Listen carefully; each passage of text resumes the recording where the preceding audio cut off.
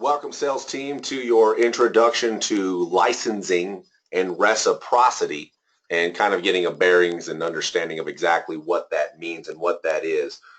So the types of trades that we sell either have or don't have a requirement for licensing. So the typical breakdown is set aside in the three major trades that you learn, which would be drywall, which is a non-licensed trade no matter what you do in that trade. It's always unlicensed, versus a licensed role or an unlicensed role in one of the other major divisions like plumbing or electrical. So the good news is, for training purposes, is that plumbing and electrical seemingly are identical, meaning no matter if I'm looking at rates, an electrician or a plumber in South Carolina, whether he's residential, commercial, or industrial, typically makes about the same wage. Whether or not they required a license or did not require a license out of that state would typically be about the same as well. There are some general rules to follow, but then there's also, just the reality that each state and each job names its own parameters. So it never hurts to ask. Don't ever assume, but always ask, is this a licensed role? When dealing with electrical or plumbing, you always want to ask that question. Now, general rules here, for example, this might just help you guys to having a visual aid here, that any state from, really Kentucky to North Carolina, Missouri, down to Arkansas through Louisiana, this is what we would call the Southeast. Most of these states do not require that your electricians or plumbers have a license. Although some of them do offer licenses, it just may not be a job site requirement. Versus upper Northeast, upper Northwest, this upper ridge, and of course the West Coast, even starting with Texas, New Mexico, Colorado, Wyoming, for example, those are for sure licensed states, particularly in electrical, and they require that those men hold those licenses. So, that's kind of a general rule, but you still want to ask the question, because I've had contractors that are from here and they're building over here and they don't require those licenses. Sometimes they do, sometimes they don't, and literally each job names its own. So what I would be doing is trying to figure out from my client if it's a licensed or non-licensed role, particularly with electrical or plumbing. If he says that it's non-licensed, what that tells me is that, for example, if he says, I'll take a non-licensed electrician, a non-licensed electrician could literally be sent in from anywhere. As long as he's an electrician, he's not required to have that license. He has a certain number of years as far as his background. That would be requested by the client, saying, hey, give me a guy that's at least 5 years in the trade. Okay, does not have to have a license? No. And that means I could send him kind of anybody. Realistically, I'm not going to try to send somebody from the other side of the country, but it will also open up a lot of avenues for me because they're not required to have that license. Now, if he says, yes, there is a license required, that tells me a lot. If he says, yes, for example, I need a Texas man and I need him to hold an active Texas license, that tells me a lot. But more importantly, I would also want to understand that there is going to be byproduct from my recruiting efforts for this guy, and eventually I'll have a lot of extra men here with this Texas license. What do I do with them from the sales aspect of things? Any man that has a license is eligible to be sold in the state that he holds the license, but he's also eligible to be sold in states that reciprocate with that state. So I'm going to give you a example where, let's say we have 10 applications or resumes from Texas licensed electricians, and we were trying to actually recruit for a job that needed 2 of them, and they've already chosen their 2. So now we have 8 men with licenses that are basically just going to sit inside of our database until another job can be offered to them. Unless, as salespeople, we will go back to our rate sheet, determine what our bill rate would be on this group of workers based on the high-end average of their asking price or their target wage request, and I'm going to sell them into other states.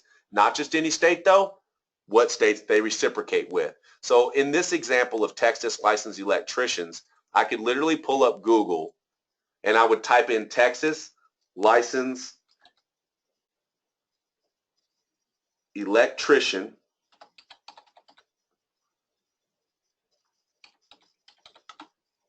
And then if you scroll down, you'll see like this gave me the option for Texas electrician license reciprocity or reciprocation. I don't know what Google will deliver me here, but as I go down through here, I can see that I've already been here once before. I'm looking for a .gov type of a website that's coming from the state, which is what I kind of see here just as I'm looking here. This is texas.gov. It's probably exactly what I'm looking for. Here's another one that says .gov. It talks about, you know, Texas, electrical license, reciprocity, reciprocation. So I'm going to go there, open it up, and see if I can kind of scroll down and see reciprocity state list. There, this one give it to me right on the top. So there you go, and that's as easy as it was for Texas. It might be different for the state that you're seeking, but this tells me right here that I can sell my group of Texas electricians into Alaska, Arkansas, Colorado, Montana, Nebraska, Texas, Idaho, and Wyoming will all take those particular men. So I can literally take that group of men and I can target clients in the states that it just mentioned. Now I would want to have created a customized bill rate for each of those states, because let's just say, for example, everybody down here wants 25 to 28 bucks an hour. I'm going to take that $28 an hour, which is on the higher side, go to my wage calculator or use my 1.3 model you just learned, and I'm going to figure out what my bill rate should be on this individual or group of individuals. At that point, I can look at turning around and selling them directly into these different states. Here's your catch. The bill rate that would work for this worker in Arkansas might be lower than the bill rate I could get away with if I sold them in Wyoming. Why would that be? Well, one, Arkansas is a southeastern state. The men are more available, so the rates are going to have to be more competitive.